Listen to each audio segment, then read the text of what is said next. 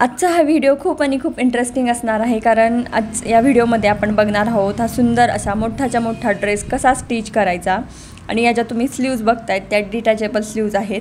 तुम्हाला पाहिजे तेव्हा तुम्ही लावू शकता आणि काढूही शकता। तर एक व्हिडिओ बघून हा पूर्ण ड्रेस तुम्ही शिकू शकत नाही, त्यासाठी याचे मी पार्ट्स बनवलेले आहेत। तर स्टार्टिंगला आपण पहिल्या पार्टमध्ये बघूया हा जो अप्पर पार्ट आहे तो कसा स्टिच करायचा।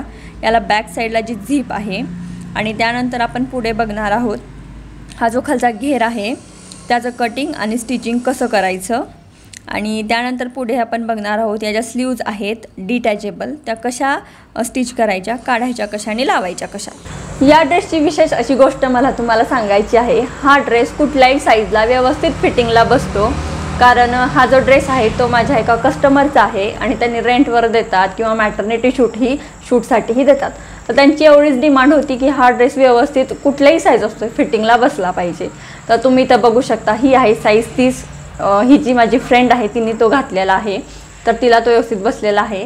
आणि इथं आहे माझी साईज 32। मीही तो एकदा ट्राय केलेला आहे, तो मलाही व्यवस्थित बसलेला आहे। आणि ही मला साईज माहीत नाही, पण हे एक मॅटर्निटी शूट आहे, त्यांनाही तो व्यवस्थित बसलेला आहे। तर इथं मी तुम्हाला मेजरमेंट सगळे सांगते, पण ते कसे घ्यायचे हेही सांगते आणि तो छोटा कसा करायचा मोठा कसा करायचा हे मी तुम्हाला सांगणारच आहे। पण तुम्हाला जर परफेक्ट फिटिंगनी करायचं असेल तर मी त्याचे मेजरमेंट्स ही कसे घ्यायचे ते मी तुम्हाला सांगतेच। तर सगळ्यात पहिल्यांदा आपण बघूया मेजरमेंट्स कसे घ्यायचे। मेजरमेंट्स घ्यायच्या आधी पटकन माझ्या चॅनलला सबस्क्राईब करा, कारण याचे जे पुढचे मी पार्ट्स अपलोड करणार आहे त्याच्या नोटिफिकेशन ही तुमच्याजवळ लवकर येतील। या ड्रेससाठी लागणारे सगळे मेजरमेंट्स स्क्रीनवरती मी दिलेले आहेत। हेच मेजरमेंट्स वापरून मी सगळा ड्रेस स्टिच केलेला आहे। तुम्हाला जर हेच मेजरमेंट्स वापरून हा ड्रेस स्टिच करायचा असेल तर ते सगळे मेजरमेंट्स नोट डाऊन करून घ्या, कारण पुढे व्हिडिओमध्ये तो ड्रेस साईजनुसार ॲडजस्ट कसा करायचा ते मी सांगणारच आहे। पण तुम्हाला जर स्वतःच्या मेजरमेंट्सनीच करायचे असतील तर ते कसे घ्यायचे ते आधी बघून घेऊया। आता आपण या ड्रेससाठी जे 6 मेजरमेंट्स लागणार आहेत ते कसे घ्यायचे ते बघणार आहोत। तर पहिल्यांदा घ्यायचे आहे फुल हाईट। फुल हाईट घेण्यासाठी हा जो मेजरिंग टेप आहे तो बरोबर हा जो शोल्डर आहे त्याच्या सेंटरला ठेवायचा आहे आणि तिथून तुमचा जो मेजरिंग टेप आहे तो पूर्णपणे जमिनीला टेकला पाहिजे, तिथं तुम्ही बरोबर मेजर करायचं आहे। आणि हो, तुम्ही जर ह्या ड्रेसवर हिल्स वगैरे काही घालणार असाल तर ते घालायचं आहे आणि मग तुम्ही फुल हाईट मेजर करायची आहे। तर इथं माझी फुल हाईट येत आहे 56 इंच। तर फुल हाईट मेजर करून झाल्यावर आता तुम्हाला घ्यायचं आहे शोल्डर करण्यासाठी ह्या शोल्डरच्या कॉर्नरपासून ते या शोल्डरच्या कॉर्नरपर्यंत मेजर करायचं आहे 14। तर माझं मेजरमेंट शोल्डरचं येत आहे 14 इंच।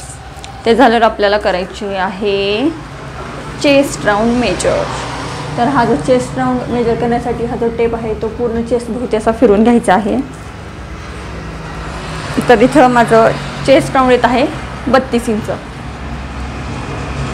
आता आपल्याला घ्यायची आहे वेस्ट राऊंड। तर वेस्ट राऊंड मेजर करण्यासाठी एक लक्षात ठेवायचं, हा जो कॉर्नर आहे म्हणजे आपला कोपरा आहे त्याला बरोबर पॅरल आपली वेस्ट राऊंड मेजर करायचा आहे। इथं माझं वेस्ट राऊंड येत आहे 26 इंच। ओके, आता आपल्याला घ्यायची आहे वेस्ट लेंथ। तर वेस्ट लेंथ मेजर करण्यासाठी बरोबर इथं आपण हाईट घेताना जसं ठेवलं होतं बरोबर सेंटरला शोल्डरचं तिथं टेप ठेवायचा आहे आणि हे जे कॉर्नर आहे त्याच्याबरोबर पॅरल जी हाईट आहे म्हणजे तुमची वेस्ट लेंथ असते, जिथून आपण हा जो खालचा घेर जोडतो ड्रेसचा तिथंपर्यंत। तर इथं माझं बरोबर येत आहे 14 इंच। बरोबर तुमचा जो कोपरा आहे त्याला पॅरल एकदम मोजायचा आहे। तर इथं माझी वेस्ट लेंथ येत आहे 14 इंच। वेस्ट लेंथ घेऊन झाल्यावर आता आपल्याला मेजर करायचं आहे आर्म होल म्हणजेच मुंडा। तर इथं माझा आर्म होल येत आहे 15 इंच। ओके, तर अशा प्रकारे तुम्ही स्वतःचे मेजरमेंट्स घ्यायचे आहेत आणि मी कटिंगमध्ये जसे फॉर्म्युला सांगते त्या फॉर्म्युल्यामध्ये हे मेजरमेंट्स टाकून तुमच्या मापाचा हा ड्रेस तयार करायचा आहे। आणि जर तुम्ही आतापर्यंत हा ड्रेसचा व्हिडिओ बघितला नसेल तो कसा तयार करायचा तर तो जावा आणि तो बघून या, कारण आत्तापर्यंतचा हा जो ड्रेस आहे तो माझा फेवरेट ड्रेस आहे। या टोटल ड्रेससाठी मी 13 मीटर ऑर्गेन्झाचं फॅब्रिक वापरलेलं आहे आणि लायनिंगसाठी म्हणजेच अस्तरसाठी मी 5 मीटर हे सिल्कचं कापड वापरलेलं आहे आणि हे 60 रुपये पर मीटर मला भेटलेलं आहे। तर इथं मला एक तुम्हाला सिक्रेट टिप सांगायची आहे। मी जे हे सिल्कचं अस्तर वापरलेलं आहे त्याच्यासोबतच जो अप्पर बॉडी पार्ट आहे त्यासाठी मी सिल्कसोबत अजून एक लेअर अस्तरचा दिलेला आहे, ते म्हणजे 25-30 रुपये मीटर आपल्याला बाजारात जे अस्तर मिळतं साधं ते.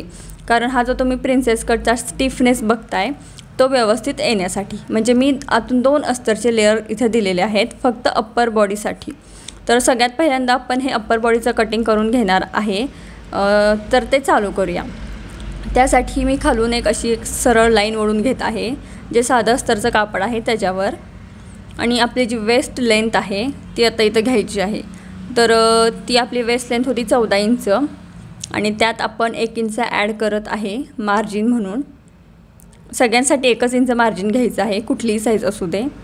इथं मला जर सांगायचं राहिलं की मी हे जे अस्तर आहे बरोबर सेंटरमधून फोल्ड केलेलं आहे, आणि जी बंद बाजू आहे म्हणजेच ऑन फोल्ड साईड आहे ती माझ्या साईडला घेतलेली आहे. तर इथं आपली वेस्ट लेंथ जी होती ती मार्किंग करून झालेली आहे. आता आपल्याला करायची आहे मुंड्याची लाईन मार्किंग, म्हणजे त्याला चेस्ट लाईन ही म्हणतात. ती मी घेत आहे 6 इंचवर. सगळ्यांसाठी ही सेमच घ्यायची आहे, कुठलीही साईज होतं ते 6 इंचवर मार्किंग करायचं आहे. आणि हे जे मी 2 मार्किंग केलेले आहेत त्यावर मी एक स्ट्रेट लाईन ओढून घेत आहे. तर या स्ट्रेट लाईन ओढून झाल्यावर आता आपल्याला मार्किंग करायचं आहे चेस्ट राऊंड. तर चेस्ट राऊंड मार्किंग करण्यासाठी इथं जो आपला चेस्ट राऊंड आहे तो 35.5 इंच आहे, त्यामध्ये मी 5 इंच लूजिंग म्हणजे 5 इंच ॲड केलेला आहे, म्हणजे टोटल येतं आपला 40.5 इंच. आणि त्याचा चौथा भाग मी इथं घेतलेला आहे म्हणजे 14.5 इंच. तसंच सेम जी आपली जो आपला वेस्ट राऊंड आहे त्यामध्ये मी हे सेमच प्रोसेस फॉलो केलेली आहे, फक्त 5 इंच जागी 4 इंच लूजिंग घेतलेलं आहे. स्क्रीनवर तुम्हाला दिसतच असेल याचं पूर्ण कॅल्क्युलेशन. 1 इंच मी एक्स्ट्रा घेते आहे कारण जे टक्स वगैरे आपण बॅक साईडला मारतो त्यासाठी. आता आपल्याला करायचं आहे शोल्डरचं मार्किंग. तर आपलं शोल्डर आहे टोटल 15 इंच, त्याचा हाफ भाग मी इथं घेतलेला आहे म्हणजे 7.5 इंच. दोन्ही वर आणि खाली दोन्ही साईडला मी मार्किंग करून घेतलेलं आहे. आणि मार्किंग केल्यावर हे सगळ्या लाईन्स मी पट्टीने व्यवस्थित स्ट्रेट लाईनमध्ये जोडून घेत आहे. तर हे जोडून झाल्यावर आता मी घेत आहे मार्जिन. मी 2 इंचवर मार्जिन घेत आहे. इथं माझं मार्जिन देऊन झालेलं आहे आणि तिथंही मी एक स्ट्रेट लाईन ओढून घेत आहे. आता मार्जिनचं मार्किंग करून झाल्यावर मी इथे एक छोटासा एक स्लाईट कर्व देत आहे. तुम्हाला जर हा देऊ वाटत असला द्या, नाही दिला तरी काही प्रॉब्लेम नाही. आता आपल्याला करायचं आहे गळ्याचं मार्किंग. तर त्यासाठी मी नेक विड्थ घेतलेली आहे इथं 3.25 इंच. तुम्हीही तुमचा करत असला तर 1.25 इंच घेतली तरी चालेल किंवा 3 इंच घेतली तरी चालेल. तर इथं मी गळ्याची जी हाईट आहे ती घेत आहे 6.5 इंचवर. तुम्हाला जेवढी पाठीमागच्या गळ्याची हाईट पाहिजे तेवढी तुम्ही घेऊ शकता. इथं शोल्डर उतरणार नाही तुमचं, तुम्ही कितीही डीप गळा घ्या. तर इथं 3.25 विड्थ घेतलेली गळ्याची तेवढीच मी खालीही मार्किंग करत आहे आणि एक स्क्वेअर मार्क करून घेत आहे. आणि तुम्हाला जो पाहिजे तो शेप इथं देऊन घ्यायचा आहे बॅक साईडला. इथं मला बॅक साईडला राऊंड शेप पाहिजे आहे त्यामुळे मी राऊंड शेपच इथं मार्किंग करून घेत आहे. तर इथं आपला राऊंड शेप बॅक साईडचा मार्किंग झालेला आहे. आता आपल्याला मार्किंग करायचं आहे शोल्डर स्लोप. इथं मी 1 इंचवर शोल्डर स्लोप घेत आहे. तुमची कुठलीही साईज असू द्या, तुम्ही 1 इंचच डाऊन शोल्डर इथं खाली करायचं आहे. सगळ्यांसाठीही सेम आहे मेजरमेंट. तर एवढं देऊन झाल्यावर आपला जो ड्रेस आहे तो स्लीवलेस आहे, त्यामुळे मी इथं 1 किंवा पाऊण इंच थोडंसं शोल्डर कमी करत आहे. कारण ते असं स्लीवलेस घातल्यावर असं खाली शोल्डरपासून खाली एकदम पडल्यासारखं दिसू नये त्याच्यासाठी. तुम्ही इथं 1 इंच शोल्डर मायनस केलं तरी चालते. तर असा आपल्याला मुंड्याचा आकार देऊन घ्यायचा आहे. तर इथं आपला मुंडा किती होता 16 इंच, त्याचा निम्म किती होतं 8 इंच. तर ते इथं मोजून बघायचं आहे असं मार्किंग करून. जर कमी पडलं तर थोडंसं एक्स्ट्रा करायचं आहे. इथं मी कुठल्याही साईजसाठी बसणारा ड्रेस बनवत आहे त्यासाठी मी इथं 1.5 इंच एक्स्ट्रा घेत आहे म्हणजे 9.5 इंच. आणि तुम्ही जर हे तुमच्या स्वतःच्या मापाचं करत असाल तर जेवढा तुमचा मुंडा असेल त्याचा हाफ इथं बरोबर घ्यायचा आहे. तर इथं आपलं मुंड्याचंही मार्किंग झालेलं आहे म्हणजे आपला बॅक पार्ट जो आहे तो पूर्ण झालेला आहे. तर आता मी इथं याचं कटिंग करत आहे.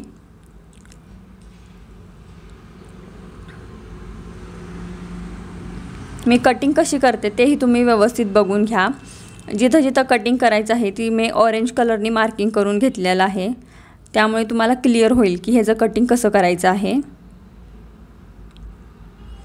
हा जो मुंड्याचा शेप आहे तो माझा डाऊन गेलेला आहे। तुमचा जेवढा मुंडा मोठा असेल तेवढा तुम्ही डाऊन म्हणजे खाली जाऊ शकता।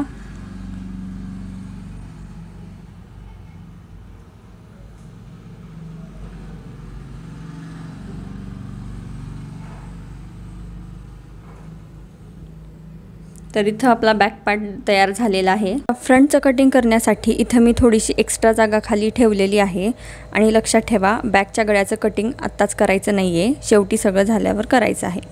तर आहे असा तो मी बॅक पार्ट ट्रेस करून घेतलेला आहे एका पेपरवर खाली इथं जागा सोडून। आता त्यानंतर आपल्याला करायचं आहे फ्रंटच्या गळ्याचं मार्किंग। तर ते करण्यासाठी मी इथं गळा घेत आहे 7.5 इंच डीप गळा घेत आहे आणि मला इथं व्ही शेपमध्ये गळा पाहिजे आहे, त्यामुळे मी डायरेक्टली असा व्ही शेप ड्रॉ करत आहे। तुम्हाला जो शेप पाहिजे तुम्ही तो इथं घेऊ शकता। आता आपण हा फ्रंटचा मार्किंग करत आहे, त्यामुळे जो आपला आर्म होल असतो म्हणजेच मुंडा असतो तो थोडासा आतल्या बाजूने डीप घ्यायचा असतो, अर्धा ते पाऊण इंच इथं तो मी देऊन घेत आहे। तर आपला फ्रंटचा जो आर्म होल आहे तो व्यवस्थित मार्किंग करून झालेला आहे। तुम्ही अशाच प्रकारे थोडासा आतून घ्यायचा आहे आर्म होल फ्रंटचा। तेवढं झाल्यावर आता आपल्याला प्रिन्सेसचा शेप ड्रॉ करायचा आहे।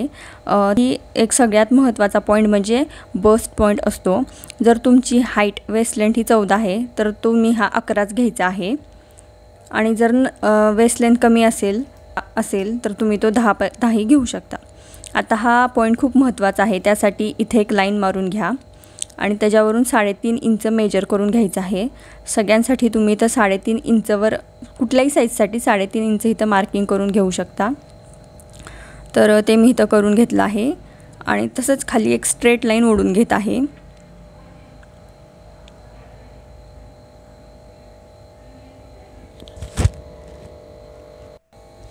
स्ट्रेट लाईन ओढून झाल्यावर इथं आपण खाली जो बॅक पार्ट ट्रेस केलेला आहे तिथं जी खालची लाईन आहे तिथं 3 इंच मेजर करायचं आहे आणि हा जो आपण बस्ट पॉईंटपासून सरळ लाईन ओढली होती तिथूनच एक तिरकी लाईन घ्यायची आहे। मी जसं ड्राफ्टिंग सांगते तसं तुम्ही करत गेला तर तुम्हाला हा ड्रेस ही परफेक्ट फिटिंगने बसेल। आता देऊन घ्यायचा आहे आपल्याला प्रिन्सेस शेप। तर तो देण्यासाठी जो तुमचा मुंडा आहे म्हणजे आर्म होल आहे तिथून असा एक प्रिन्सेसचा शेप देऊन घ्यायचा आहे। इथं काही प्रॉपर तुम्हाला मेजरमेंट द्यायची गरज नाही, मी जसा दाखवला आहे तसं दिला तरी चालतो। आता तुम्ही जी तिरकी लाईन घेतली होती तिथून 1 इंच आपल्याला पुढे मोजून घ्यायचं आहे आणि तिथे एक तिरकी रेष ओढून घ्यायची आहे, कारण आपण 1 इंच एक्स्ट्रा घेतलं होतं वेस्ट राऊंड मोजताना, ते आपल्याला इथं मायनस करायचं आहे। म्हणजे आपल्याला इथे एक डाट किंवा टक्स भेटतो आणि हा कट होऊन जाणार आहे। तर आपल्याला इथं खाली एक्स्ट्रा ठेवूनच बाकी सगळ्या साईडचं कटिंग करून घ्यायचं आहे हे अशा प्रकारे। तर आता ते मी कटिंग करून घेत आहे।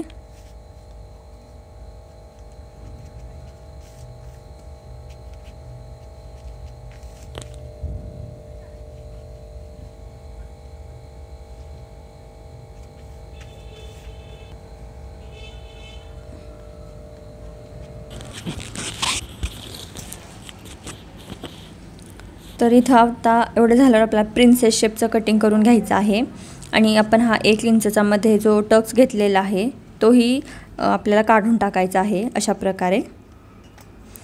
तर इथं आपलं पेपरचं कटिंग झालेलं आहे। गळा ही व्ही शेपमध्ये कट करून घ्यायचा आहे। आता आपल्याला करायची आहे सगळ्यात महत्त्वाची गोष्ट, ते म्हणजे प्रिन्सेस कटचा जो पफिनेस आहे तो येण्यासाठी आपल्याला इथे एक टक्स द्यायचा आहे। तर आपण इथं 11 इंचावर जो बस्ट पॉईंट मार्क केला होता आणि एक सरळ लाईन ओढली होती तिथून बरोबर आपल्याला 1 ते 1.25 इंचचा इथं साईड टक्स घ्यायचा आहे।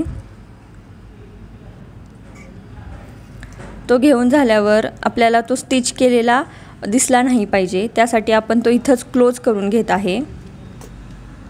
तर अशा प्रकारे तो क्लोज करून घ्यायचा आहे। तर फेविकॉलने तुम्ही चिटकून घ्या आणि आहे असा तो दुसऱ्या पेपरवर ठेवून स्ट्रेस करून घ्यायचा आहे। ट्रेस करून घेताना इथं जो आपण पॉईंट मार्किंग केला होता 11 इंचवर तोही करून घ्यायचा आहे। तो पॉईंट सगळ्यात महत्त्वाचा आहे। आता इथं द्यायचं आहे आपलं मार्जिन। तर मार्जिन देतच इथं एक जो आपण पॉईंट मार्क केलेला आहे तिथं थोडासा आपल्याला पफीनेस करून द्यायचा आहे। इथं तुम्ही बघू शकता मी किती पफीनेस दिला आहे, अशा प्रकारे देऊन घ्यायचा आहे, ज्यामुळे तुमचा प्रिन्सेस कट जो तुम्ही स्टिच करणार आहे त्याचा पफीनेस एकदम प्रॉपरमध्ये येईल। तर तेवढं मी कटिंग करून घेत आहे इथं।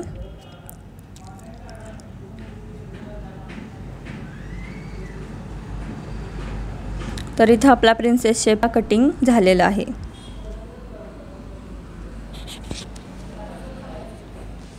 आता आपण जे खाली एक्स्ट्रा ठेवलं होतं ते कट करून घ्यायचं आहे। तर ते कट करण्यासाठी आधी बॅक पार्टवर आहे असा ठेवून घ्यायचा आहे प्रिन्सेस कटचा पॅटर्न, आणि खाली जेवढं तुम्हाला एक्स्ट्रा दिसत आहे तेवढं ते कट करून घ्यायचं आहे। तर आता हे मी कटिंग करून घेत आहे एक पार्टचं। आता हे हा जो प्रिन्सेस शेपचा दुसरा पार्ट आहे त्याचं कटिंग करण्यासाठी तो व्यवस्थित आहे असा ठेवायचा आहे साईडला, आणि त्याच्या खाली तुम्हाला एक्स्ट्रा दिसत आहे त्याचं कटिंग करून घ्यायचं आहे। आता जो तुम्ही पॉईंट दिला होता तिथून बघायचा आहे तो कसा बसतो, व्यवस्थित बसतो का, आणि व्यवस्थित ॲडजस्ट करून ते कटिंग करून घ्यायचं आहे।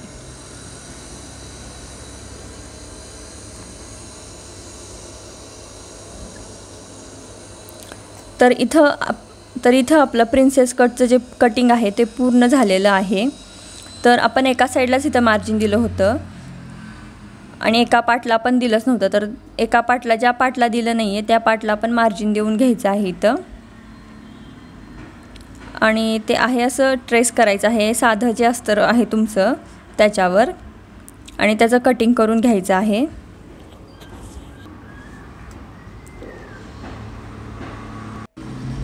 तर इथं आपलं पूर्ण प्रिन्सेस कट जो आहे त्याचं कटिंग झालेलं आहे। मी हे जे बस्ट पॉईंट आहे तेही व्यवस्थित सगळे हायलाईट करून घेतलेले आहेत। आता आपल्याला दुसरं जे आपण अस्तर यूज करणार आहे सिल्कचं त्यावर ठेवून कटिंग करून घ्यायचं आहे। ते कटिंग झाल्यावर आता करायचं आहे मेन फॅब्रिकवर कटिंग। तर ते करण्यासाठी मी कसे फोल्ड केलेले आहेत, मी कसं ठेवते त्याला, तर हे सगळं तुम्हाला इथं दिसतच असेल तसं तुम्हीही करायचं आहे। आणि एवढं झाल्यावर आता तुम्हाला हा अप्पर पार्ट स्टिच करायचा आहे। तर तो कसा स्टिच करायचा तो आपण पुढच्या पार्टमध्ये बघणार आहोत, कारण हा व्हिडिओ खूप मोठा झालेला आहे। त्यासाठी माझ्या चॅनलला सबस्क्राईब करा, कारण याचा पुढचा पार्ट मी अपलोड केल्यावर लगेच तुम्हाला त्याचं नोटिफिकेशन येईल। तर आजच्यासाठी एवढंच, हे व्यवस्थित ठेवून असं तुम्ही कटिंग करून घ्या, आणि हा जो प्रिन्सेस कटचा शेप आहे तो असा थोडासा क्रॉसमध्ये ठेवायचा आहे आणि त्याला कटिंग करून घ्यायचं आहे।